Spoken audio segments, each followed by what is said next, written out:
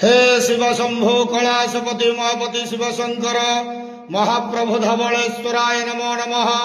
दीपम यदि परम ब्रह्म दीपम यदि जनार्दन दीपाहरत मे पाप पूजा दीप नमस्तुते।